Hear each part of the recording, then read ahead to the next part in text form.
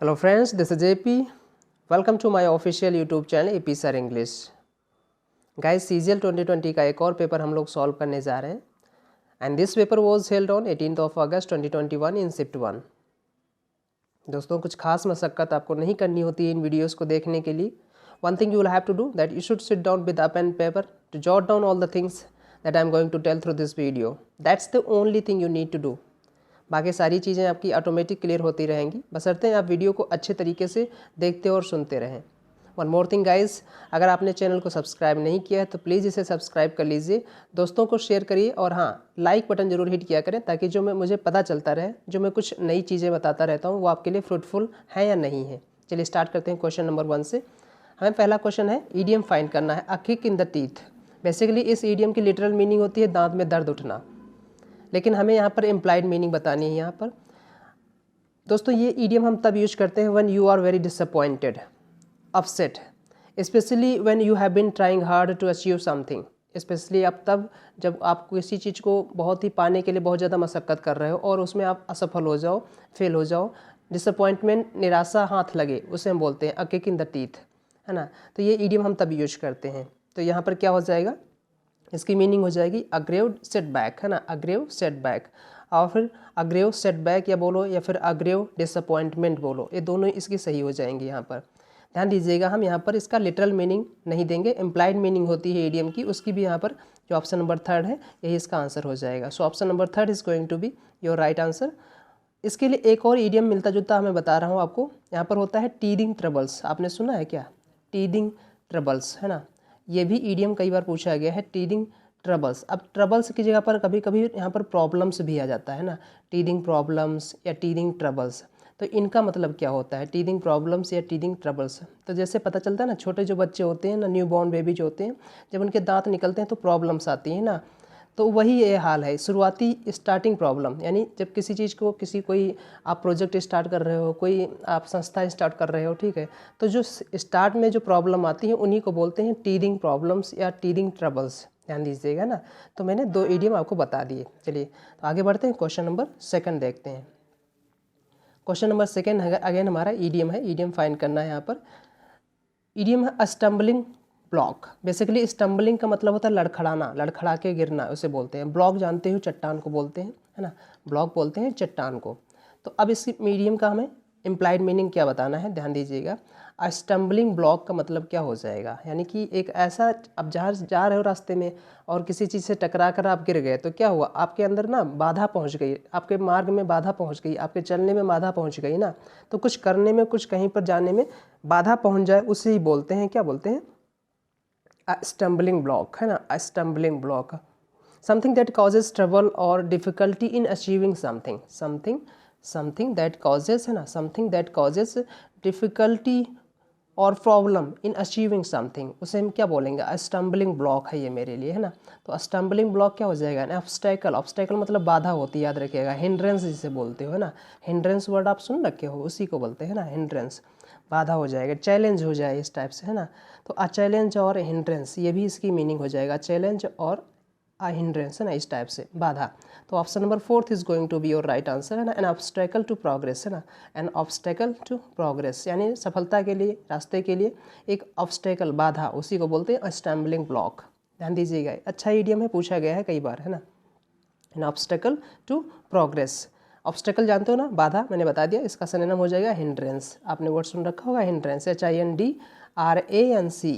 HINDRANCE, इसे hindrance बोलते हैं ना, ध्यान दीजिएगा. हिंड्रेंस, हिंड्रेंस में होती बाधा. Moving on next question number 3 देखते हैं. क्वेश्चन नंबर 3 में हमें दिखाना है सेंटेंस इंप्रूवमेंट. क्या कोई इंप्रूवमेंट की रिक्वायरमेंट है या नहीं है, है ना, ये हमें फाइंड करना है. चलिए स्टार्ट करते देखते हैं. लिखा है व्हेन आई मेट, ध्यान दीजिएगा, व्हेन आई मेट यानी पास्ट इंडिफरेंट टेंस बात कर रहा है. व्हेन आई मेट हुम, द कपल, कपल से जब हमने मिला था, कब, यस्टरडे की बात कर रहा है. आई नोटिस्ड, मैंने नोटिस किया था, that the wife was more taller, अब ध्यान दीजिएगा, मोर टॉलर दे रखा है, आपको पता है ना double comparative degree, double superlative degree एक साथ यूज नहीं करते हैं, डबल पॉजिटिव डिग्री एक साथ यूज नहीं करते हैं। तो यहाँ पर टॉलर अपने आप में कंपैरेटिव डिग्री है, CD अपने आप में कंपैरेटिव डिग्री यानी टॉलर अपने आप में कंपैरेटिव डिग्री है, मोर लगाकर उसके लिए सुपरफ्लस बना दिया जा रहा है। तो डबल कंपैरेटिव डिग्री का यूज हम नहीं करते हैं, ये बात याद रखिएगा। आप चाहो तो मोर की जगह पर आप मच कर सकते हो, है ना। जब आप कंपैरेटिव डिग्री को बहुत ज़्यादा एम्फैटिक बनाना चाह रहे हो, बहुत ज़्यादा इस पर एम्फसाइज करना चाह रहे हो, तो उसके साथ आप पॉजिटिव डिग्री यूज कर सकते हो एडजेक्टिव की, है ना। तो पॉजिटिव डिग्री आप मच यूज कर सकते हो, बट मोर टॉलर एक साथ यूज नहीं करेंगे, क्योंकि ये डबल कंपैरेटिव डिग्री एक साथ यूज नहीं की जाती है, अवॉइड की जाती है, याद रखिएगा। क्योंकि टॉल जो है ना, ये हमारी क्या होगा, पॉजिटिव डिग्री हो गई, इसकी कंपैरेटिव डिग्री क्या हो जाएगी, टॉलर हो जाएगी, है ना। ध्यान दीजिएगा, इसकी कंपैरेटिव डिग्री टॉलर हो जाएगी, और इसकी सुपरलेटिव डिग्री क्या हो जाएगी, टॉलेस्ट हो जाएगी। आपको पता है ये चीज़ें, है ना।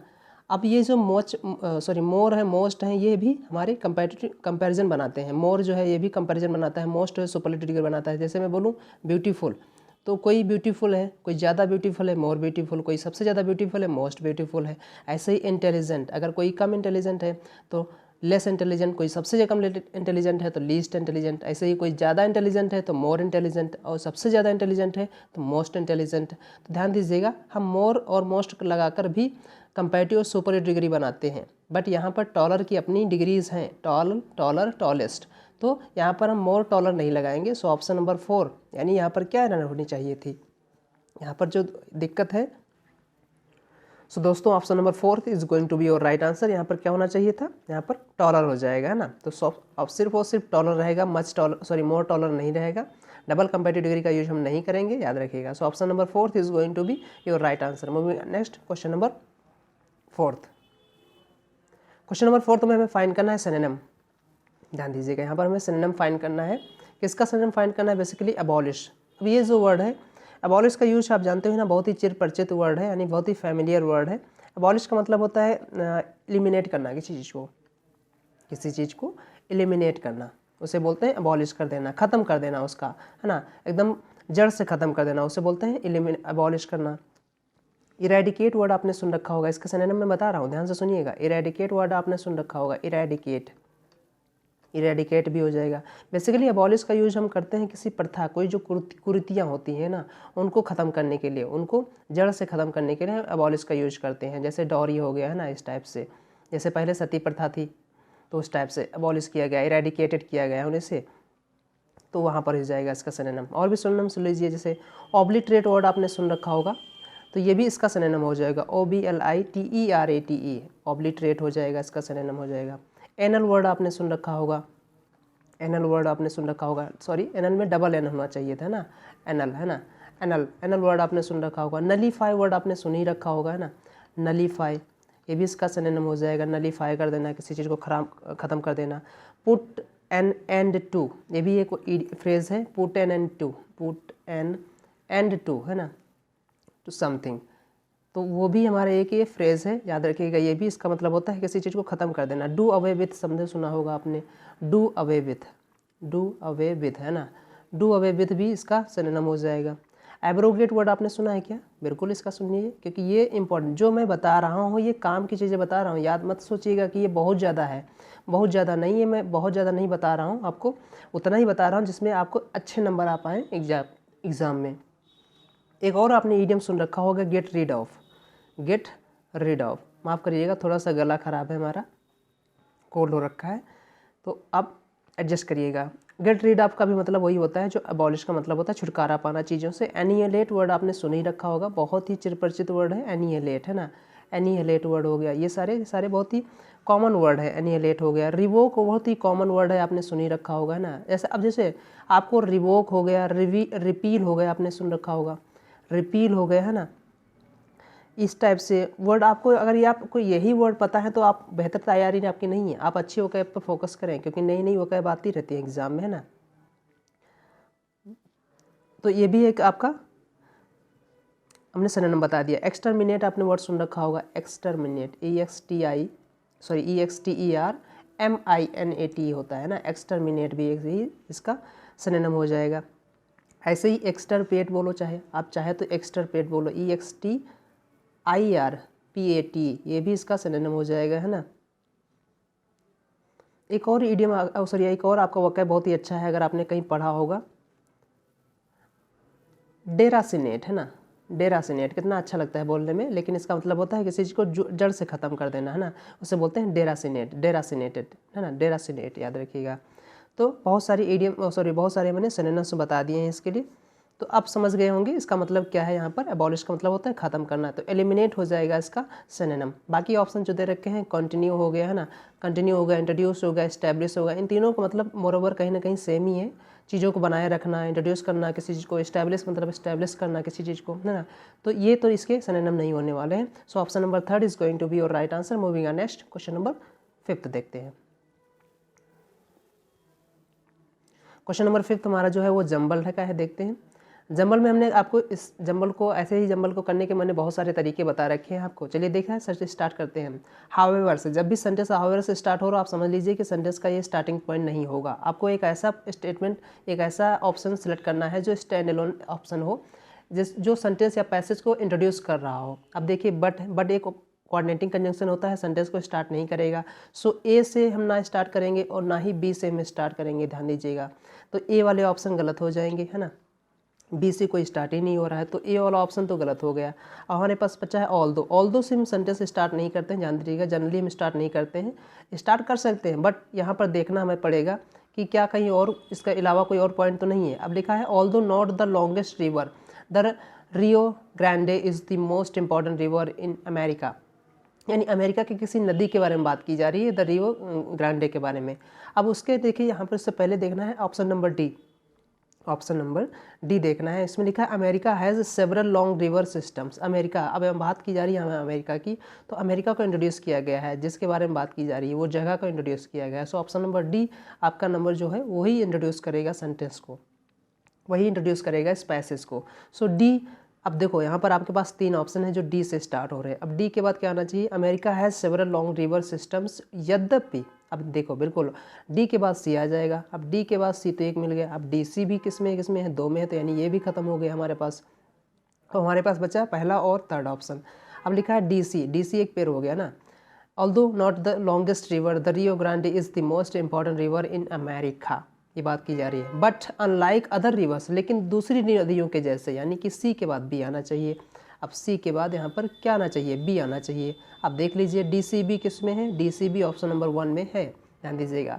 और लास्ट में लिखा है however it's important is primarily for its location, ध्यान दीजिएगा। सो ऑप्शन नंबर ए जो है वो पैसेज का लास्ट होगा, D C B A, option number 1 is going to be your right answer. Moving on next, question number 6। Question number 6 में error find करनी है। Lalita will go to sister's house in Mumbai this summer. अगर मैं sentence की parsing करता हूँ, जरा ढंग से सुनिएगा। ललिता हमारा सब्जेक्ट होगा, will helping verb, go main verb, go where का आंसर दे रहा है, ध्यान दीजिएगा। To sister's house adverb of place हो जाएगा, इन मुंबई ये भी एडवर्ब ऑफ प्लेस हो जाएगा, this summer adverb of time हो जाएगा, याद रखिएगा। व्हेन का आंसर दे रहा है ना, दिस समर। तो अब इस चीज़ को समझिएगा, ऑप्शन नंबर 1 में क्या कोई एरर है, नहीं है। ललिता विल गो बिल्कुल सही है। ऑप्शन नंबर 2 में यानी सेकंड कॉलम में क्या कोई एरर है, देखते हैं। अब देखो जो सेंटेंस लिखा है, to sister's house, whose sister house Lalita will be visiting. आपके यहाँ से एक आंसर आएगा आपके मन से कि हुज सिस्टर्स हाउस, है ना, हुज सिस्टर्स हाउस, किसकी सिस्टर के घर, है ना, किसकी बहन के घर, किसकी सिस्टर के घर। तो यहाँ पर एक ऑप्शन आंसर आ रहा है आपके अंदर से, है ना, क्वेश्चन उठ रहा है सॉरी आपके अंदर कि whose sister's house Lalita will be visiting in this summer. तो अब आपसे यहाँ से क्वेश्चन आना चाहिए, यानी कि इस सिस्टर पे भी किसी का पोजीशन होना चाहिए, वो ललिता का पोजीशन होगा, क्योंकि ललिता की तो सिस्टर है। तो अब अगर ललिता की सिस्टर है, ललिता मैस्कुलिन जेंडर है या फेमिनिन जेंडर है, तो यहाँ पर जाहिर सी बात है ये फेमिनिन जेंडर है ललिता, है ना। तो यहाँ पर हमें एक क्या देना पड़ेगा, यहाँ पर हमें एक पजेसिव डिटर्मिनर देना पड़ेगा, यानी पजेसिव एडजेक्टिव देना पड़ेगा, जो कि हर होता है, याद रखिएगा, फीमेल के लिए, सिंगुलर के लिए, है ना, ध्यान दीजिएगा। तो यहाँ पर पजेसिव एडजेक्टिव हर देना पड़ेगा। तो हर क्या पर लगाएंगे, Lalita will go to her sister's house, याद रखिएगा, हर सिस्टर्स हाउस, है ना, ध्यान दीजिएगा, सिस्टर्स हाउस, ध्यान दीजिए। अब ये सेंटेंस सही हो जाएगा, है ना, अब ये सेंटेंस बिल्कुल सही हो जाएगा। यानी अब पोजीशन आपका हो गया इस सिस्टर का किस पर, इस हर पर, यानी किसकी सिस्टर है, ये ललिता की सिस्टर है, याद रखिएगा। सो ऑप्शन नंबर किस में एरर है, यानी सेकंड कॉलम में एरर है, यानी ऑप्शन नंबर 2 में एरर है। यहाँ पर क्या होना चाहिए, to her sister's house, to her sister's house हो जाएगा सेंटेंस, याद रखिएगा, इंपॉर्टेंट सेंटेंस है। आगे बढ़ते हैं, क्वेश्चन नंबर 7 देखते हैं। क्वेश्चन नंबर 7 पे मैं फेलर की फाइंड करना है, फेलर की बात करनी है। सम पीपल, ध्यान दीजिएगा, सम ऐसा डिटर्मिनर है जो काउंटेबल और अनकाउंटेबल दोनों नाउन के साथ लग जाता है, बट इसके बाद अगर काउंटेबल नाउन आ रहा है तो हमेशा प्लूरल आएगा, अनकाउंटेबल नाउन कभी प्लूरल होते ही नहीं, याद रखिएगा। तो सम पीपल, पीपल प्लूरल है तो वर्ब भी सही है। अब ध्यान दीजिएगा, वर्ब यहाँ पर मेन वर्ब है, याद रखेंगे, यहाँ पर वर्ब जो है वो मेन वर्ब है। टायर्ड जो यहाँ पर है क्या है, एडजेक्टिव है। अब आपको पता है वर्ब जो है वो बी की फॉर्म है, बी की फॉर्म के बाद अगर ये बी की फॉर्म अगर मेन वर्ब बनती है तो ये लिंकिंग वर्ब हो जाती है, और लिंकिंग वर्ब के बाद आपको पता है ना कॉम्प्लीमेंट आते हैं। तो टायर्ड यहाँ पर कॉम्प्लीमेंट है जो कि एडजेक्टिव है, बिल्कुल सही है। टायर्ड ऑफ व्हाट, टायर्ड के साथ बेसिकली प्रीपोजिशन ऑफ आता है, ये भी पॉइंट याद रखिएगा। टायर्ड के साथ बेसिकली प्रीपोजिशन ऑफ आता है, ये भी पॉइंट याद रखिएगा, ध्यान रखिएगा। तो टायर्ड ऑफ हो गया। Tired of the long, tired of the long what, है ना। अब यहाँ पर हमें देखना है कि ऑप्शन क्या है, टायर्ड ऑफ लॉन्ग। अब लॉन्ग दिख रहा है, फिर लिखा है in front of the small and left without entering. बहुत सी बात है, ये सही बात है। कई बार मैंने भी गौर किया है कि मॉल के अंदर जाएं या ना जाएं, तो काफ़ी जो समय है वो यही सोचने विचारने में बता देते हैं कि वहाँ पर जाएं, महंगा होगा सामान, नहीं खरीद पाएंगे, या फिर ऐसा कुछ, बहुत सारी बातें होती हैं। ये एक आम लोगों के लिए होती रहती है ना ये पॉइंट। तो ये सेम वही पॉइंट यहाँ पर मेंशन किया गया है, some people were tired of the long. अब आपको पता है ना, ऑप्शन लिखा है वेस्ट। वेस्ट मीन्स होता है अनयूजेबल मटेरियल्स, है ना, अनयूजेबल मटेरियल्स, यानी ऐसे मटेरियल जिनका यूज ना होने वेस्ट बोलते हैं ना, ध्यान दीजिएगा। ऑप्शन नंबर 2 में वेट दे रखा है, इसका मतलब होता है भार, वजन, है ना, ये भी यहाँ पर यूज नहीं करेंगे क्योंकि लॉन्ग क्या होगा, इंतजार होगा यहाँ पर बेसिकली, है ना। तो वेट होगा जिसका मतलब होता है इंतजार, तो लॉन्ग वेट हो जाएगा। अब यहाँ पर वेट की अगर मैं बात करूँ तो पार्ट्स ऑफ स्पीच में यहाँ पर नाउन होगा, तभी तो लॉन्ग एडजेक्टिव है ना, ध्यान दीजिएगा। तो यहाँ पर जो वेट है ये एक्चुअल में क्या है, यहाँ पर वेट जो लिखा है ये पार्ट्स ऑफ स्पीच में नाउन है। तो यहाँ पर option number 3 is going to be your right answer. Option number 4 का मतलब होता है कमर, वेस्ट बोलते हैं ना, वेस्ट कमर जो होती है वो, तो वेस्ट हो जाएगा। So option number 3 is going to be your right answer. आगे बढ़ते हैं, क्वेश्चन नंबर 8 देखते हैं। क्वेश्चन नंबर 8 में हमें फाइंड करनी है एंटोनिम। एंटोनिम फाइंड करना है, किसका एंटोनिम फाइंड करना है, रिवेल का। अब ध्यान दीजिएगा, इसे ध्यान से इसे प्रोनाउंसिएट करेंगे, इसका प्रोनाउंस करना बहुत ही अच्छे तरीके से, क्योंकि 3 वर्ड होते हैं, याद रखना। कभी सुना है आपने, एक तो होता है रिवेल, REVEL, एक वर्ड आपने सुन रखा होगा RIVAL, राइवल जिसे बोलते हो। एक वर्ड आपने सुन रखा होगा RAVEL। अब देखो तीनों वर्ड हैं, अब मैं आपको बताऊंगा बारी बारी से, तो सुनते रहिएगा। सबसे पहले आप रेवल के बारे में सुन लीजिए। रेवल का मतलब होता है ना बहुत ही ज़्यादा सेलिब्रेट करना। अब ये जो वर्ड है ये हमारा नाउन और वर्ब दोनों की तरह यूज किया जाएगा। नाउन जब बनेगा तो इसका मतलब हो जाएगा सेलिब्रेशन, याद रखिएगा। सेलिब्रेशन आपने वर्ड सुन ही रखा होगा, है ना, इसकी स्पेलिंग भी आपको पता होगा, सेलिब्रेशन करना। जॉलिफिकेशन, याद रखिएगा, जॉलिफिकेशन, JOLLIFICATION, जॉलिफिकेशन। ये मैं नाउन की बात कर रहा हूँ जब ये नाउन बनेगा, और जब ये वर्ब बन जाएगा तो वही हो जाएगा हमारा क्या, वही हो जाएगा हमारा सेलिब्रेट करना, है ना, ध्यान दीजिएगा। सेलिब्रेट करना, SELEBRAT, सेलिब्रेट करना। एंजॉय करना, है ना, ध्यान दीजिएगा, एंजॉय भी इसका सिनोनिम हो जाएगा। चेरिश सिनोनिम हो जाएगा इसका, चेरिश, है ना, बोलते नहीं है cherish the moment, cherish the memory, इस टाइप से यादों को संजो के रखना, उसके लिए क्या बोलते हैं, चेरिश द मेमोरी, है ना, चेरिश द मेमोरी, उसे बोलते हैं यादों को संजो के रखना। तो ये मैंने सिनोनिम बता दिए आपने। रिवियर भी इसका सिनोनिम हो जाएगा, है ना, REVERE, है ना, ये भी इसका सिनोनिम हो जाएगा।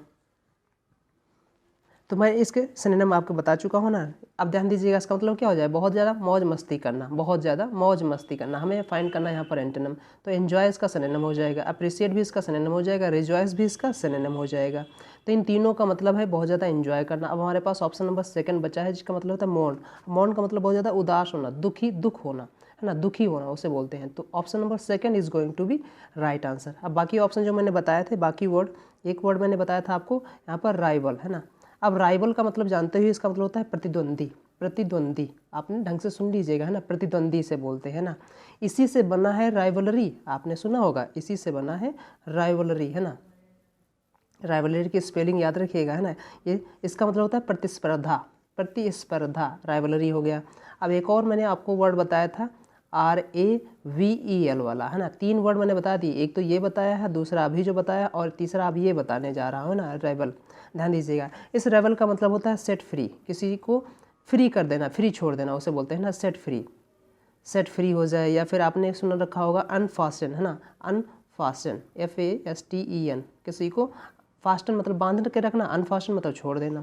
ऐसी वर्ड आपने सुन रखा होगा लूजन, है ना, जो लूज एडजेक्टिव से बना है लूजन, ध्यान दीजिएगा। तो ये इसके सिनोनिम हो जाएंगे जो मैंने अभी वर्ड बताया है। तो ये बहुत इंपॉर्टेंट वर्ड मैंने बता दिया है। इससे मिलते जुलते दो वर्ड और मैंने बताए हैं, वो भी नोट कर लीजिएगा क्योंकि वो पूछे जाते हैं अक्सर कन्फ्यूजिंग वर्ड्स में, ध्यान दीजिएगा, है ना। आगे बढ़ते हैं, क्वेश्चन नंबर 8 देखते हैं, सॉरी 9 देखते हैं। क्वेश्चन नंबर 9 जो हमें इसमें बताना है, हमें वन वर्ड सब्स्टिट्यूशन बताना है, यानी कि something that is your something that is to your advantage but happened by chance. Something that is happened by chance, तो उसके लिए तो हम क्या लगाएंगे, ऑक्सीडेंटल, ऑक्सीडेंटल थोड़ा ना, यहाँ पर एक्सीडेंटल होना चाहिए था ना, एक्सीडेंटल, क्योंकि ऑक्सीडेंटल तो बेसिकली पश्चिमी देश होते हैं ना, कुछ वहाँ पर बोलेंगे ना, वेस्टर्न कंट्रीज़ के बारे में ये वर्ड यूज किया जाता है। तो एक्सीडेंटल यहाँ पर होना चाहिए था। एक्सीडेंटल का मतलब होता है ना something that happened by chance. यहाँ पर भी तो होता है ना, एक्सीडेंट जो होते हैं बाय चांस ही तो हो जाते हैं, लेकिन यहाँ पर हम एक्सीडेंट का आंसर नहीं देंगे। आंसर यहाँ पर एक्सीडेंट इसलिए नहीं देंगे क्योंकि वो एडवांटेज उसमें कुछ नहीं होता है, उसमें तो नुकसान ही होता है। किसी के हाथ पैर चोट लगना तो डिसएडवांटेज होगा, एडवांटेज होगा, जाहिर सी बात है डिसएडवांटेज होगा जब एक्सीडेंट होगा। तो एक्सीडेंट नेगेटिव वर्ड हो जाएगा, यहाँ पर हमें एडवांटेज की बात की जा रही है। तो एक वर्ड यहाँ पर लिखा है ना फॉर्टुइटस, ध्यान दीजिएगा, option number 4 fortuitous is going to be your right answer. इसका भी मतलब वही होता है जो एक्सीडेंट का मतलब होता है, बट इसमें चांस ये होता है कि ये पॉजिटिव में होता है ना, ये फॉर्चुनेट लाता है ना, ध्यान दीजिएगा, फॉर्चुनेट लिखा ना फॉर्टुइटस, तो इस वर्ड से याद रखिएगा, फॉर्चुनेट से याद रखिएगा फॉर्टुइटस, है ना। Happening by chance, happening by chance rather than intention, इसे बोलते हैं ना, हैपनिंग बाय या लकी चांस इसे बोल सकते हो आप फॉर्टुइटस को, है ना। तो सेम मीनिंग दे रखा है, इस एडवांटेज की वजह से हम यहाँ पर फॉर्टुइटस आंसर देंगे। अदरवाइज यहाँ पर जो एक्सीडेंटल वर्ड दे रखा था ऑप्शन नंबर 3 में, वो भी इसका मीनिंग हो जाता, लेकिन इस एडवांटेज ने क्या किया, इस पे फोकस ज़्यादा किया, फॉर्टुइटस पे। ध्यान दीजिएगा, बहुत ही अच्छे तरीके से ईडीएम वन वर्ड सब्स्टिट्यूशन पढ़िएगा। अब जो डेलिबरेट होता है इसका मतलब क्या होता है, डेलिबरेट का मतलब होता है जानबूझकर, है ना, जानबूझकर, योजना अनुसार बोलते हैं नहीं, जानबूझकर। तो जानबूझकर नहीं, यहाँ पर हैपेंड बाय चांस की बात कर रहा है। पर्पसफुल भी होता है जानबूझकर, है ना। सो ऑप्शन नंबर 1, 2, 3 तो ऑटोमेटिक एलिमिनेट हो कर दिया हमने। Option number 4 is going to be your right answer. आगे बढ़ते हैं, क्वेश्चन नंबर 10 देखते हैं। क्वेश्चन नंबर 10 में हमें जो फाइंड करना है वो इनडायरेक्ट स्पीच फाइंड करना है। Sneha said to me, Sneha subject हो गया, सेड टू को आपको पता है ना किसमें चेंज होता है, टोल्ड में चेंज होता है, मी ध्यान ऑब्जेक्ट हो गया। आई यहाँ पर देखो, आई वॉज वॉचिंग टीवी हमारा पास्ट कंटिन्यूस टेंस है, और नरेशन में past continuous tense past perfect continuous tense में बदलता है, याद रखना, है ना, आपको ये बातें पता है।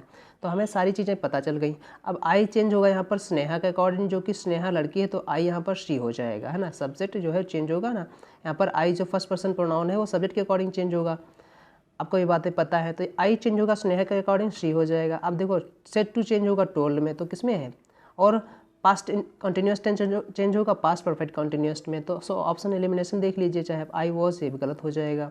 यहाँ पर आई वॉज अगेन गलत हो गया, शी वॉज अगेन गलत हो गया। ऑप्शन नंबर 2 आपके पास था ही, और कोई था ही नहीं है ना।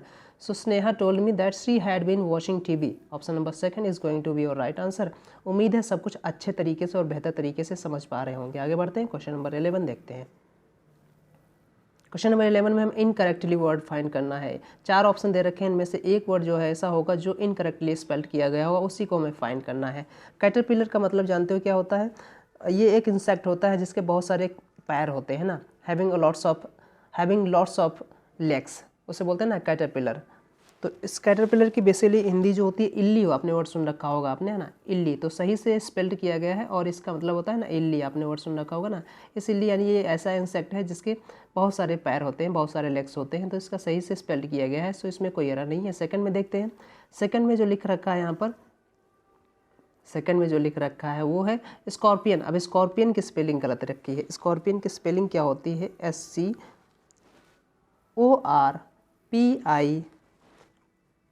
ध्यान दीजिएगा, यहाँ पर आई होता है ना, यहाँ पर इन्होंने गलत रखा है। अब स्कॉर्पियन का मतलब क्या होता है, बिच्छू, आपको पता ही है बिच्छू होता है ना इस चीज़ को, तो ये मीनिंग हो, यानी ऑप्शन नंबर 2 यहाँ पर इनकरेक्टली स्पेल्ड किया गया था, बाकी लिखा है। अब ऑप्शन नंबर 3 में जो लिखा है इसका प्रोनाउंसिएट करिएगा सही से, इसे बोलते हैं कमीलियन। क्या बोलेंगे इसे, कमीलियन। इसे चमेलियन मत बोलीजिएगा, चमेलॉन मत बोलिएगा, इसे खमीलियन बोलिएगा, कमीलियन, है ना, कमी वाला कमीलियन, है ना। इसे तो कमीलियन का मतलब होता है गिरगिट, आपको पता है ना, गिरगिट, गिरगिट वही गिरगिट जो रंग बदलता है ना, गिरगिट, तो गिरगिट बोलते हैं इसे। कमीलियन, सही से इसे प्रोनाउंस करिएगा। प्रोनाउंसिएशन बहुत ही ज़रूरी है, याद रखिएगा, है ना। कुछ लोग इसे प्रोनाउंसिएशन बोलते हैं, बेवजह का ओ लगा देते हैं, वही जो बोलते हैं वही लिख देंगे, तो उनकी स्पेलिंग एरर इसीलिए सही नहीं हो पाती है। तो प्रोनाउंसिएट सही से करिएगा, प्रोनाउंस सही से करिएगा, है ना, प्रोनाउंसिएशन सही से करिएगा। अब बाकी जो ऑप्शन नंबर 4 दे रखा है, इसका मतलब क्या हो, लिजर्ड। लिजर्ड जानते हो ना, क्या बोलते हैं, छिपकली को बोलते हैं। सो फर्स्ट सही से स्पेल्ड किया गया, थर्ड सही से स्पेल्ड किया गया, ऑप्शन नंबर 2 जो था वो गलत तरीके से स्पेल्ड किया गया था। आगे बढ़ते हैं, क्वेश्चन नंबर 12 देखते हैं। क्वेश्चन नंबर 12 में फिल इन द ब्लैंक है, फिलर की बात कर रहा है। केट्स एंड शैले, है ना, Keats and Shelley husband wife है, ध्यान दीजिएगा, sorry husband wife, I am so sorry, मैं कुछ और याद आ गया। Keats and Shelley were poets, है ना, पोएट्स थे, were poets of the same period, same period मतलब एक ही समय के। कैट्स एंड शैले जो है वो क्या थे, पोएट्स थे, एक ही समय के। अब देखो यहाँ पर वर्ब जो है ये मेन वर्ब है, मेन वर्ब है, तो यहाँ पर जो मेन वर्ब मैंने बताया लिंकिंग वर्ब हो जाएगा। लिंकिंग वर्ब के बाद क्या आता है, कॉम्प्लीमेंट आता है। तो ये क्या थे, पोएट्स थे, ये पोएट्स से कॉम्प्लीमेंट है, याद रखिएगा, किसका, कैट्स एंड शैले का। तो कैट्स एंड शैले क्या थे, पोएट्स है, ऑफ द सेम पीरियड, एक ही समय के। और सेम पीरियड के लिए मैं लगाना होता है देवर, कितना आसान इन्होंने बना दिया, देवर। अब देखो कंटेम्परेरीज का मतलब होता ही है समकालीन, है ना, समकालीन व्यक्ति बोलते हैं ना, contemporaries, belonging to the same time, है ना, belonging to the same time, ध्यान दीजिएगा, as somebody else, belonging to the same time as somebody else, उसे बोलते हैं contemporaries. So option number 1 is going to be your right answer.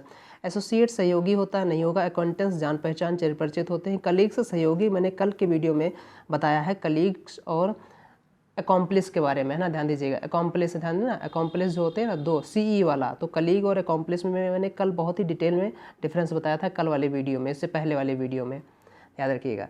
तो वहाँ से देख लीजिएगा अगर आपको कोई डाउट हो। So option number 1 is going to be your right answer. आगे बढ़ते हैं, क्वेश्चन नंबर 13 देखते हैं। क्वेश्चन नंबर 13 में हमें यहाँ पर एंटोनिम फाइंड करना है। एंटोनिम किसका फाइंड करना है, डाउनकास्ट। डाउनकास्ट का यूज आप तब करते हो when you are very sad, है ना, when you are very sad, बहुत ज़्यादा खिन्न हो, बहुत ज़्यादा निराश हो, इसके लिए ध्यान यूज करेंगे डाउनकास्ट, है ना। अब डाउनकास्ट यानी, अब इसके लिए एक ईडियम है, सबसे पहले वो सुन लीजिए, डाउन इन द माउथ, है ना, इन द माउथ, ये ईडियम पूछा गया है कई बार। डाउन इन द माउथ का सेम मीनिंग वही है जो डाउनकास्ट होगा, यानी बहुत ज़्यादा निराश होना, बहुत ज़्यादा परेशान होना, खिन्न होना, उसे बोलते हैं। अब बाकी सिनोनिम सुनते रहिएगा। डिस्पोंडेंट वर्ड आपने सुन रखा है, डिस्पोंडेंट, डिस्पोंडेंट, DESPONDENT, डिस्पोंडेंट वर्ड आपने सुन रखा होगा, ये एडजेक्टिव है, याद रखिएगा। इसी से बना है नाउन, डिस्पोंडेंसी, है ना, तो ये इसका सिनोनिम हो जाएगा, क्या हो जाएगा, निराश, खिन्न, उदास। डिस्करेज्ड वर्ड आपने वर्ड सुन ही रखा होगा, डिस्करेज्ड, है ना, डिस्करेज्ड वर्ड आपने सुन रखा होगा, ये भी इसका सिनोनिम हो जाएगा। क्रिस्ट फॉलन वर्ड आपने सुन रखा है क्या, अगर नहीं सुना है तो जरूर सुनिए इसे। क्रिस्ट फॉलन, CRESTFALLEN वाला क्रिस्ट फॉलन वर्ड आपने सुन रखा होगा। मेलनकली तो आपने सुन ही रखा होगा, ये क्योंकि इसको पढ़ाते समय लोग कई तरीके के, है ना, बकवास बातें भी बताती हैं। तो मेलनकली भी सेम मीनिंग होता है जो डाउनकास्ट का होता है, याद रखिएगा, है ना, मेलनकली। ग्लूमी वर्ड आपने सुन ही रखा होगा ना, ग्लूमी, ग्लूमी हो गया। कुछ अच्छे वर्ड्स मैं आपको बता रहा हूँ, ध्यान दीजिएगा। मोर्नफुल वर्ड आपने, इससे पहले भी हमने मोर्न चर्चा किया था ना, मोर्नफुल आपने भी इसका ही सिनोनिम हो जाएगा, मोर्नफुल हो जाएगा। सैड तो जानते ही हो, बहुत ही लोकल वर्ड है, इसका सिनोनिम हो जाएगा। और भी आप सॉरोफुल वर्ड सुन रखा है क्या, सॉरोफुल भी इसका सिनोनिम हो जाएगा। सुन क्या, ये तो बहुत ही कॉमन वर्ड है ना, सॉरोफुल हो जाएगा इसका। और एक बहुत इंपॉर्टेंट वर्ड मैं आपको बता रहा हूँ, ये मैं अपनी वकैब के सीट में करा चुका हूँ, वीडियो पढ़ा है वकैब का, आप उसको देख लीजिए, वहाँ पर बहुत अच्छे अच्छे आपको वकैब्स मिलेंगी जो पूछी गई है और इन फ्यूचर पूछी भी जाएंगी, आई एम श्योर, है ना। तो ये जो मैंने वर्ड बताया है यहाँ पर, जो बताने जा रहा हूँ, ये भी वर्ड मैं वहाँ पर बताया हूँ, ऊ बी गॉन, ध्यान दीजिएगा, इसे क्या बोलेंगे, ऊ बी गॉन, कितना अच्छे से प्रोनाउंसिएट करिएगा, ऊ बी गॉन, और इसे अच्छे से नोट करिएगा, है ना। ऊ बी गॉन का मतलब भी वही होता है जो डाउनकास्ट का मतलब है, यानी डाउनकास्ट का सिनोनिम है, ऊ बी गॉन, है ना, सही से प्रोनाउंसिएट करिएगा, ऊ बी गॉन। डोलफुल वर्ड आपने सुन ही रखा होगा, है ना, डोलफुल, ये इसका सिनोनिम हो जाएगा। बहुत सारे सिनोनिम मैंने आपको बता दिए, है ना, आप इनमें से कुछ भी याद रखें तो वो भी आपके लिए काम बहुत ही फायदेमंद हो जाएगा। डिस्पेयर्ड बहुत ही पुराना वर्ड है, बहुत ही चिर परिचित वर्ड है, ये मुझे नहीं लगता है कि बहुत ज़रूरी है इसे याद रखने में। डिस्पेयर्ड है, बहुत ज़्यादा डिस्पेयर है, तो इस टाइप से इसका सिनोनिम हो जाएगा। तो बहुत सारे सिनोनिम मैंने डाउनकास्ट के बता दिए हैं। डिस्ट्रेस्ड इसका सिनोनिम हो जाएगा, ध्यान दीजिएगा, डिसअपॉइंटेड इसका सिनोनिम हो जाएगा। सक्सेसफुल तो आपको मीनिंग पता ही है, चेयरफुल इसका एंटोनिम हो जाएगा, है ना। चेयरफुल मतलब बहुत ज़्यादा मौज मस्ती करना, डाउनकास्ट मतलब बहुत ज़्यादा निराश होना। So option number 4 is going to be your right answer. Cheerful मतलब कि इलेटेड, है ना, इलेटेड वर्ड याद है आपको पता है ना, इलेटेड बहुत ज़्यादा मस्ती के मूड में होना, खुश होना, हंसी होना, ध्यान दीजिएगा, उसे बोलते हैं इलेटेड होना, चेयरफुल होना। So option number 4 is going to be your right answer. Moving on next question number 14। Question number 14 में हमें फाइंड करना है वॉइस, है ना, ध्यान दीजिएगा वॉइस। अब देखते हैं वॉइस के बारे में यहाँ पर क्या लिखा है। Imran has found, Imran subject हो गया, has helping verb, found main verb, found what, jobs, है ना, ध्यान दीजिएगा 2 जॉब्स फाउंड कर लिया। अब बाकी लिखा है in the advertisements of the newspaper, ये हमारा इसके बाद देखा दीजिएगा जो मेन ऑब्जेक्ट हमारा वो जॉब्स है, यानी कि यहाँ से लेकर यहाँ तक 2 गुड जॉब्स, इसी को उठा लो, है ना, ऑब्जेक्ट उठा लो, क्योंकि पैसिव में हमें, एक्टिव में क्या होता है, एक्टिव में जो हमारा ऑब्जेक्ट होता है पैसिव में वही हमारा सब्जेक्ट हो जाता है। अब हमें ये चीज़ पता करनी है कि Imran has found 2 good jobs, ये कौन सा टेंस है, तो हैज़ फाउंड वर्ब की थर्ड फॉर्म दे रखी है यहाँ पर, तो हमें पता है ये प्रेजेंट परफेक्ट टेंस है। प्रेजेंट परफेक्ट टेंस का पैसिव जो बनता है वो हैज़ बीन या हैव बीन से बनता है, याद रखिए, हैज़ बीन या फिर हैव बीन, सिंगुलर तो हैज़ बीन, प्लूरल तो हैव बीन। लेकिन यहाँ पर एक और वर्ड उससे पहले हम सिखा देते हैं, आपको बता देते हैं इसके बारे में, सुन लीजिएगा। यहाँ पर एक वर्ड दे रखा है फाउंड, जो फाउंड आपको पता ना, फाउंड यहाँ पर वर्ब की थर्ड फॉर्म है, क्योंकि ये इसकी फर्स्ट फॉर्म फाइंड होती है, फाइंड, फाउंड, फाउंड होती है, याद रखिएगा, क्योंकि फाउंड भी अपने आप में एक वर्ड होता है जो बेस फॉर्म होती है, उसका मतलब होता है न्यू रखना किसी चीज़ का, किसी इंस्टीट्यूशन का न्यू रखना, मकान की न्यू रखना, वो found base form, founded second form, founded third form, उसी से बना है, इसी वर्ड से बना है फाउंडेशन, है ना, न्यू, याद रखिएगा। तो ये फाइंड अलग है, फाइंड का मतलब होता है पाना, इसके सेकंड फॉर्म फाउंड हो जाएगी, थर्ड फॉर्म फाउंड हो जाएगी, याद रखिएगा। तो ये मैंने आपको क्लियर कर दिया। अब देख लेते हैं इस चीज़ को। तो Imran has found the 2 good jobs, अब 2 गुड जॉब्स उठा लो, 2 गुड जॉब्स जो है वो प्लूरल है तो हैव हो जाएगा, have been found by Imran in advertisement of the newspaper. So option number 2 is going to be your right answer. बाकी देखो आर बिंग दे रखा है, गलत हो गया, इन्होंने हैज़ फाउंड चेंज ही नहीं किया, गलत हो गया, क्योंकि यहाँ पर जॉब्स प्लूरल है। हैड फाउंड इन्होंने टेंस ही चेंज कर दिया, सब गलत कर दिया इन्होंने, है ना। तो यहाँ पर ऑप्शन नंबर 3 हो गया, 4th हो गया, 1st हो गया, सब गलत हो गया। Option number 2 is going to be your right answer. Moving on next question number 15 देखते हैं। क्वेश्चन नंबर 15 में हमें वन वर्ड सब्स्टिट्यूशन फाइंड करना है। किसका वन वर्ड सब्स्टिट्यूशन?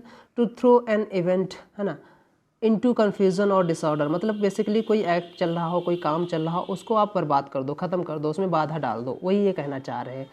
तो अब देखिएगा यहाँ पर ऑप्शन नंबर लिखा है डिसरप्ट। डिसरप्ट वर्ड सुना है आपने, डिसरप्शन होता है इसी से, भंग कर देना किसी चीज़ को, उससे बोलते हैं डिसरप्ट कर देना, है ना। टू स्टॉप समथिंग हैपनिंग, है ना, टू स्टॉप समथिंग हैपनिंग उसे बोलते हैं डिसरप्ट कर देना। So option number 4 is going to be our right answer, बिल्कुल आसान है। बाकी ऑप्शन देख लेते हैं। डेटोनेट का मतलब जानते हो क्या होता है, दागना होता है। एक्सप्लोड का भी मतलब वही होता है। एरप्ट का भी मतलब होता है अचानक से कोई चीज़ फूट पड़ना, जैसे वल्केनो के रूप में। तो इन तीनों का मतलब मोर ओवर सेम है, सिनोनिम है एक दूसरे के। So option number 4 is we, है ना, will be correct over here, है ना। Option number 4 is going to be your right answer, disrupt, है ना। तो throw an event into confusion और डिसऑर्डर, उसे क्या बोलेंगे, उसे डिसरप्ट बोलेंगे। डिसरप्शन इसी से बना है, याद रखिएगा। आगे बढ़ते हैं, क्वेश्चन नंबर 16 देखते हैं। क्वेश्चन नंबर 16 में हमें फाइंड करना है सिनोनिम। किसका सिनोनिम फाइंड करना है, याद रखिएगा, टेस्टिफाई। टेस्टिफाई का मतलब होता है गवाही देना, विटनेस जो होते हैं ना, इसे बोलते हैं। विटनेस के पहले अगर मैं आई विटनेस लगा दूं, आई विटनेस, है ना, तो इसे बोलते हैं चश्मदीद गवाह, आई विटनेस, है ना। आपने वो सुन रखा होगा। वियर विटनेस आपने सुन रखा होगा ना, वियर विटनेस जो होते हैं गवाह, है ना। गवाह जानते हैं ना, जो गवाह दें, कोर्ट में गवाही दें, उसे बोलते हैं गवाह। तो विटनेस ही बोलते हैं ना, ध्यान दीजिएगा। तो इसका सिनोनिम क्या हो जाएगा, टेस्टिफाई का मतलब होता है ना गवाही देना, अफर्म करना कोई चीज़ को, है ना, साबित करना जिसे बोलते हैं ना, अफर्म करना। अफर्म भी इसका सिनोनिम हो जाएगा। अवो आपने वर्ड सुन रखा होगा, ABOWO, है ना, अवो भी इसका सिनोनिम हो जाएगा। डिपोन वर्ड बहुत ही इंपॉर्टेंट है, याद रखिएगा। डिपोन वर्ड मैं पर्सनली आपको बता रहा हूँ कि ये वर्ड सीजल मेंस में पूछा गया है ना। डिपोन, आप ध्यान दीजिएगा, डिपोन का मतलब होता है वही गवाही देना, ध्यान दीजिएगा, गवाही। और इसी से बना है डिपोनेंट। डिपोनेंट, अगर आप न्यूज़पेपर अच्छे से पढ़ते हो तो ये आपको मिलेगा। न्यूज़पेपर के लिए मैं बताना चाहूँगा, मैं अपने टेलीग्राम चैनल पर फ्री ऑफ कॉस्ट आपको न्यूज़पेपर्स प्रोवाइड करा रहा हूँ, चाहे वो द हिंदू हो, टाइम्स ऑफ इंडिया हो, हिंदुस्तान टाइम्स हो, या इंडियन एक्सप्रेस हो, अमर उजाला हो, दैनिक जागरण हो, सारे में पेपर मैं आपके free of cost Telegram channel पर प्रोवाइड करा रहा हूँ। आपसे आप टेलीग्राम चैनल ज्वाइन कर सकते हैं, क्योंकि मैंने लिंक दे रखा है वीडियो सेक्शन में, तो वहाँ पर ज्वाइन कर लीजिएगा। तो डिपोनेंट भी इसका सिनोनिम हो जाएगा, ध्यान दीजिएगा। टेस्टिफाई मतलब साक्षी, इसका मतलब होता है साक्षी, गवाही, है ना, गवाह, साक्षी जिसे बोलते हैं ना, तो ये डिपोनेंट वर्ड आप याद रखिएगा। सो अब देख लीजिए यहाँ पर क्या हो जाएगा, option number third is going to be your right answer. Option number third is going to be your right answer. Affirm करना, अब देखिए इनवैलिडेट का मतलब होता है किसी चीज़ को अमान्य कर देना, इनवैलिडेट नहीं होगा। डिस्प्रूव का भी मतलब वही होता है, यानी इनवैलिडेट और डिस्प्रूव आपस से एक दूसरे के सिनोनिम हो जाएंगे। अपोज का मतलब विरोध करना होता है। तो तीनों ये वर्ड जो है एक दूसरे के मोर ओवर सिनोनिम ही है ना, एक जैसे मीनिंग दे रहे हैं, invalidate, disprove, oppose. So option number third is going to be your right answer. ऐसे भी आप दिमाग लगा सकते हो ना एग्जाम में, जरूरी नहीं कि सारी चीज़ें आपको आए और ग्रामेटिकली ही सब कुछ मजबूत हो, तो कहीं ना कहीं अपना दिमाग भी लगाओ तो चीज़ें आपके वहाँ से भी क्लियर हो जाती हैं। आगे बढ़ते हैं, क्वेश्चन नंबर 16 देखते हैं, 17 सॉरी। क्वेश्चन नंबर 17 में हमें फाइंड करना है इनकरेक्टली स्पेल्ड वर्ड। एक ऐसा वर्ड जो इनकरेक्टली स्पेल्ड किया गया उसी के बारे में हमको बताना है। अब देखो लिखा है जिम्नास्टिक, है ना। जिम्नास्टिक से जैसे ही वर्ड ये आपके सामने आएगा, आपकी अपनी भारतीय शेरनी, है ना, हमारी अपनी भारतीय शेरनी कौन, दीपा कर्माकर। आपने वर्ड सुन रखा होगा ना, ये सॉरी नाम सुन रखा होगा, दीपा कर्माकर, है ना। ये जैसे ही आप सुनेंगे जिम्नास्टिक, तो जैसे ही जिम्नास्टिक वर्ड सामने आता है आपको ना, ये अपनी भारत की शेरनी, अपनी शेरनी दीपा कर्माकर याद आ जाती है हम सभी को, है ना, गर्व है आप पर। तो दीपा कर्माकर ये आपने इससे मिलती जुलते हैं ना, ध्यान दीजिएगा, इसी से रिलेटेड है, जिम्नास्टिक है, जिम्नास्ट है। तो जिम्नास्टिक बिल्कुल सही से स्पेल्ड किया गया है, कोई एरर नहीं है इसमें। सीजनल जानते हो, मौसमी, बिल्कुल सही से स्पेल्ड किया गया है, कोई एरर नहीं है इसमें। सेलेस्टियल बॉडी होती है ना, ध्यान दीजिएगा, जो हमारी क्या बोलते हैं, आकाशीय पिंड, जो आकाशीय बॉडी होती है ना, सेलेस्टियल बॉडी बोलते हैं, बिल्कुल सही से स्पेल्ड किया गया। यानी ऑप्शन थर्ड में, तीनों ऑप्शन में, फर्स्ट सेकंड थर्ड, कोई भी एरर नहीं है, बिल्कुल सही से स्पेल्ड किए गए हैं। मैंने मीनिंग बता दिया है। लेकिन हाइजीन जो है ना, ये हाइजीनिक वर्ड जो है ये गलत तरीके से स्पेल्ड किया गया है, कई बार पूछा गया है ये वर्ड, कई बार पूछा गया है। इसकी सही स्पेलिंग जो हो जाएगी, याद रखिएगा, हाइजीन, याद रखिएगा, HYGIENE होता है, HYGIENE होता है, HYGINE, और इसी से इसका नाउन बन जाएगा, ध्यान दीजिएगा, हाइजीनिक, है ना। तो हाइजीनिक की स्पेलिंग क्या हो जाएगी, HYGIENIC, बस इतना ही हो जाएगा, याद रखिएगा ना, हाइजीनिक। तो यहाँ पर इन्होंने स्पेलिंग गलत रखी है हाइजीनिक की। हाइजीनिक का मतलब यहाँ पर हो जाएगा स्वच्छ, यहाँ पर हो जाएगा स्वच्छता, है ना, यहाँ पर मतलब स्वच्छता और ये स्वच्छ। So option number fourth is going to be your right answer. आगे बढ़ते हैं, क्वेश्चन नंबर 18 देखते हैं। क्वेश्चन नंबर 18 में फाइंड करनी एरर, क्या कोई एरर है या नहीं है, देखते हैं। We don't really want a large house, we don't, हमें कोई एरर नहीं है। वांट, डोंट के बाद यहाँ पर वी1 फॉर्म आएगी, बिल्कुल सही है। अ लार्ज हाउस, बिल्कुल सही है ना, हम कोई बड़ा घर नहीं चाहते हैं। वी आर लुकिंग फॉर, हम केवल तलाश कर रहे हैं, फॉर सम कंफर्ट, कुछ कंफर्ट ना, आरामदायक, एंड सम कन्वीनियंस, और कुछ सुविधाजनक हो, ऑन अ मॉडरेट प्राइस, एक मॉडरेट प्राइस पर, एक मॉडरेट प्राइस पर। यहाँ पर एरर जो है वो प्रपोजिशन की एरर है। जनरली आपको पता है ना, कोई पार, कोई लिमिट दिखाने के लिए हम क्या लगाते हैं, प्रपोजिशन एट का यूज करते हैं। हालांकि प्रपोजिशन एट का यूज बहुत जगह करते हैं ना, कोई कॉर्नर रिप्रेजेंट करना है किसी कॉर्नर में, है ना, बोलते हैं तो at, standing at that corner, है ना, उसे बोलते हैं ना that corner, standing that corner, at that corner. तो वहाँ पर भी हम एट का यूज करते हैं, और बेसिकली पार को रिप्रेजेंट करने के लिए, है ना, बोलते नहीं है एट सी लेवल, एट सी लेवल बोलते नहीं है, ट्रेन जब जाओ वहाँ पर लिखा होगा एट सी लेवल, इस टाइप से। तो किसी पार को, किसी मापदंड को रिप्रेजेंट करने के लिए जो प्रपोजिशन यूज किया जाता है वो एट होता है ना। स्पीड को रिप्रेजेंट करने के लिए at the speed of 40 kilometre per hour, ऐसे बोलते हैं ना, वो भी है। तो कोई लिमिट को रिप्रेजेंट करने के लिए, कोई पार को रिप्रेजेंट करने के लिए ना, उसके लिए हम प्रपोजिशन का यूज कौन सा करते हैं, प्रपोजिशन एट का यूज करते हैं। सो यहाँ पर प्रपोजिशन की एरर थी, उम्मीद है सबको समझ में आया होगा, है ना। यहाँ पर प्रपोजिशन की एरर है, यहाँ पर क्या होना चाहिए था, ऐट होना चाहिए था। तो ऑन की जगह पर ऐट होगा, बस इतनी सी एरर है, यानी छोटी सी एरर है। यहाँ पर ऑन की जगह पर ऐट होना चाहिए था। एट अ मॉडरेट प्राइस बोलते हैं ना, एट अ मॉडरेट प्राइस बोलते हैं, याद रखिएगा ना इस चीज़ को, बड़ा ही इंपॉर्टेंट है बहुत ही। तो लिमिट को शो करने के लिए इस टाइप से ना, पार को शो करने के लिए हम क्या लगाएंगे, ऐट का यूज करते हैं। आगे बढ़ते हैं, क्वेश्चन नंबर 3 में एरर है। आगे बढ़ते हैं, क्वेश्चन नंबर 19 देखते हैं। क्वेश्चन नंबर 19 में फाइंड करना है इम्प्रूवमेंट, है ना, कोई इम्प्रूवमेंट की रिक्वायरमेंट है या नहीं, देखते हैं। द टीचर एडवाइज्ड, जैसे मुझे मिला एडवाइज्ड, मुझे ये पता होना चाहिए कि जो एडवाइज्ड हो गया, सजेस्टेड हो गया, है ना, रिक्वेस्टेड हो गया, ये जब का वर्ड कब आते हैं, जब सेंटेंस इम्परेटिव हो और ये नरेशन का है। देखिए आगे बढ़ते हैं। The children to not went near the lake, lake जानते हो ना जो हम होती हैं।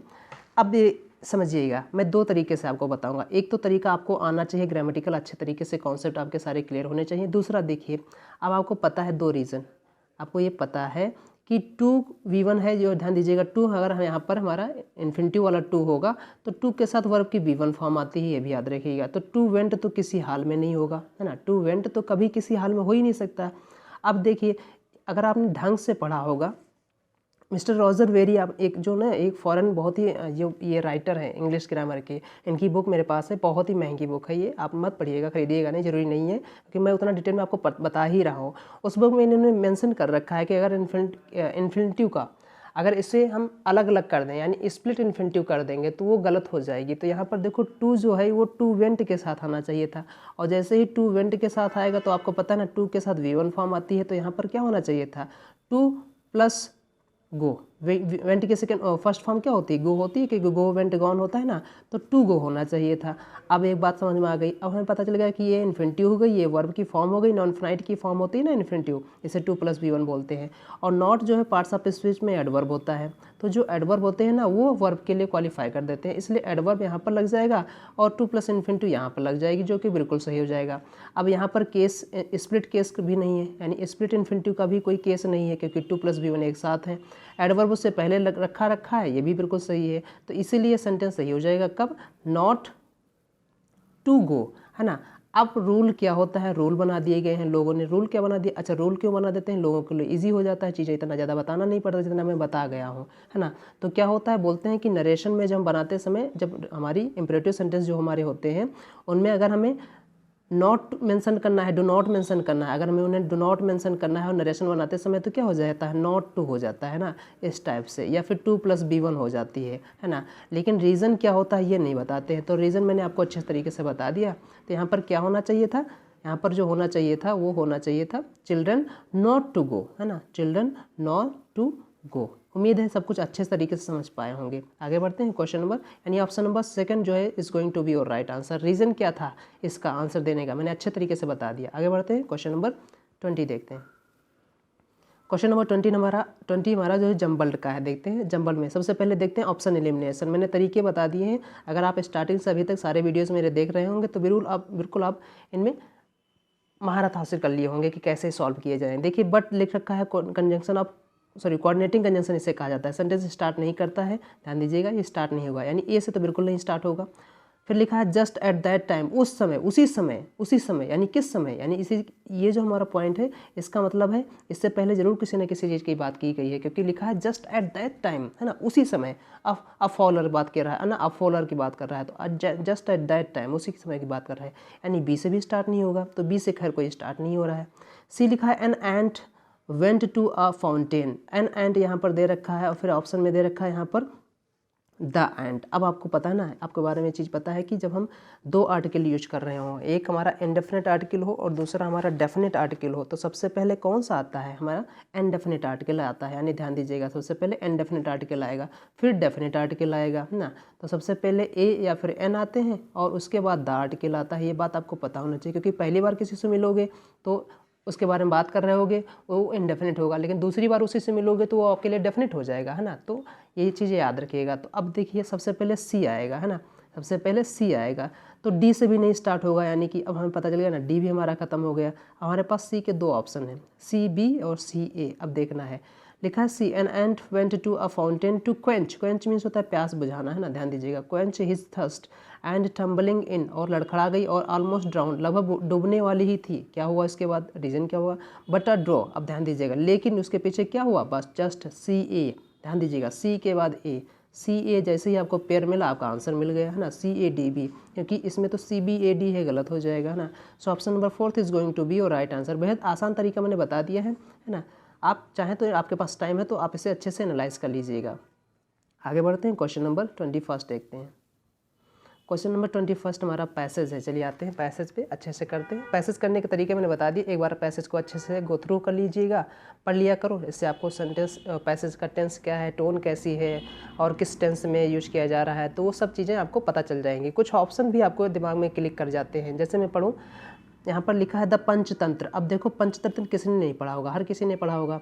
The Panchatantra is a legendary collection of short stories, है ना, short stories from India, India से, ध्यान दीजिएगा, composed in the 2nd century BC, originally, basically मूलतः, ना, मूलतः बोलते हैं, ओरिजिनली, मुख्यतः। तो originally option number 3 is going to be बिल्कुल सही आंसर है, क्योंकि इसमें कुछ ज़्यादा दिमाग लगाना नहीं है। इवेंचुअली का मतलब होता है at the end, sorry in the end, है ना, इन द एंड, इवेंचुअली का मतलब होता है इन द एंड, है ना, अंततः जैसे बोलते हो, फाइनली बोलते हो, तो इवेंचुअली और अल्टीमेटली का मीनिंग सेम होता है, तो ये भी ऑप्शन नहीं होने वाले हैं। फर्स्टली पहले ये भी कोई मीनिंग नहीं है, लॉजिक नहीं है। ओरिजिनली मतलब मुख्य रूप से, है ना, मुख्य रूप से, तो मुख्य रूप से कहाँ से कंपोज किया गया, है ना, कब कंपोज किया गया था? Originally composed in the 2nd century BC। Panchatantra is, देखो पंचतंत्र इज दे रखा है ना, to be written by Vishnu Sharma. अब देखो यहाँ पे लिखा है to be written by Vishnu Sharma, Panchatantra is to be written by Vishnu Sharma. Option number 22 देखते हैं क्या होता है ना। अब देखो ऐसा माना जाता है, बिल्कुल माना जाता है कि ये किसके द्वारा लिखी गई है, विष्णु शर्मा के द्वारा लिखी गई है। तो अब देखो बिलीव्ड, ऐसा माना जाता है, इज बिलीव्ड, वी बिलीव्ड जानते हो ना, इज बिलीव्ड, ऐसे मतलब बोलते हैं इट इज़ बिलीव्ड, ये माना जाता है, क्या माना जाता है, इट इज़ बिलीव्ड, है ना। तो Panchatantra is believed to be written, किसके द्वारा लिखा गया है, बाय विष्णु शर्मा। डिज़ाइंड नहीं होगा, डिज़ाइन नहीं करते हैं। इस्टेब्लिश तो संस्था के लिए लगाते हैं, ये भी नहीं होगा। अलेज्ड मतलब तो आरोप लगाना होता है, ये भी बिल्कुल नहीं होगा, है ना। So option number first is going to be right answer. आगे बढ़ते हैं, क्वेश्चन नंबर 23 देखते हैं। क्वेश्चन नंबर 23 में कह रहा है कि यहाँ पर is believed to be written by Vishnu Sharma, है ना, 3rd में लिखा है विथ मेनी अदर। अब देखो विथ दे रखा है, अब जाहिर सी बात है लॉग विथ हो जाएगा, बिसाइड के साथ विथ नहीं लगाएंगे यहाँ पर, है ना, बिसाइड के साथ विथ नहीं लगाएंगे। तो जैसे हमने यहाँ पर विद देखा, है ना, जैसे हमने यहाँ पर क्या देखा, विद, तो विद से हमें पता चलेगा कि यहाँ पर क्या लगेगा, अलॉन्ग विद लगेगा, कोई बिसाइड के साथ विद लगता नहीं। बिसाइड का मतलब होता है बाय दिस साइड, यानी नेक्स्ट टू, ध्यान दीजिएगा, बिसाइड का मतलब होता है नेक्स्ट टू। नियर के साथ भी विद नहीं लगाएंगे, नेक्स्ट के साथ भी विद नहीं लगाएंगे, अलॉन्ग विद होता है के साथ में। किसके साथ में लिखा है, Vishnu Sharma along with many other scholars, और भी स्कॉलर्स के साथ। The purpose behind the composition, इस कंपोजिशन का पर्पज़ क्या था, इस कंपोजिशन के, है ना, इस चीज़ को कंपोज करने के पीछे पर्पज़ क्या था। तो पर्पज़ क्या था, ध्यान दीजिएगा, बिहाइंड द कंपोजिशन, है ना, द पर्पज़, पर्पज़ यहाँ पर हमारा सिंगुलर है, इसलिए यहाँ पर जो भी वर्ब आएगी, अगले जो वर्ब होगी वो सिंगुलर फॉर्म में होगी। आगे बढ़ते हैं, क्वेश्चन नंबर 24 देखते हैं। क्वेश्चन नंबर 24 में अब देखा है पर्पस, है ना, the purpose behind the composition क्या हो जाएगा। अब जाहिर सी बात आर नहीं होगा क्योंकि सिंगुलर वर्ब आएगी, वर नहीं होगा क्योंकि सिंगुलर वर्ब आएगी, बी नहीं होना चाहिए यहाँ पर क्योंकि यहाँ पर जो है वॉज लगेगा, बी की फॉर्म लगेगा। The purpose behind the composition was, है ना, वॉज हो जाएगा। Was to implant moral values, implant का मतलब बेसिकली होता है इंस्टिल करना, है ना, इंजेक्शन इम्प्लांट किया जाता है ना, लगा दिया जाता है, उसका भी मतलब होता है इम्प्लांट करना, है। तो क्या इम्प्लांट करना था, मोरल वैल्यूज में, किसमें, और कुछ और गवर्निंग एंड गवर्निंग डैश। अब देखो ऑप्शन नंबर किस में बढ़ते हैं, 25 में बढ़ते हैं, 25।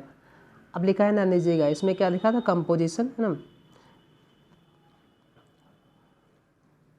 To implant moral values and governing dash, governing. अब देखिए गवर्निंग फ्लेयर्स, फ्लेयर्स होगा, स्किल्स होगा, फैकल्टीज़ तो बिल्कुल नहीं होगा, गिफ्ट्स बिल्कुल नहीं होगा। ध्यान दीजिएगा, हमारे पास 2 ऑप्शन है, फ्लेयर्स और स्किल्स। अब ध्यान दीजिएगा, स्किल्स जो होती हैं वो बाय प्रैक्टिस आती है, याद रखिएगा, स्किल्स जो डेवलप होती है वो बाय प्रैक्टिस होती है, इसीलिए बोलते हैं स्किल डेवलपमेंट, याद रखिएगा। इसीलिए उसे फ्लेयर डेवलपमेंट नहीं बोलते हैं क्योंकि फ्लेयर का मतलब होता है नेचुरल एबिलिटी, है ना, नेचुरल टैलेंट बोलते हो ना, जिसे बोलते हो, है ना, नेचुरल टैलेंट होना, नेचुरल एबिलिटी होना, नेचुरल स्किल होना, उसे बोलते हैं फ्लेयर्स, याद रखिएगा।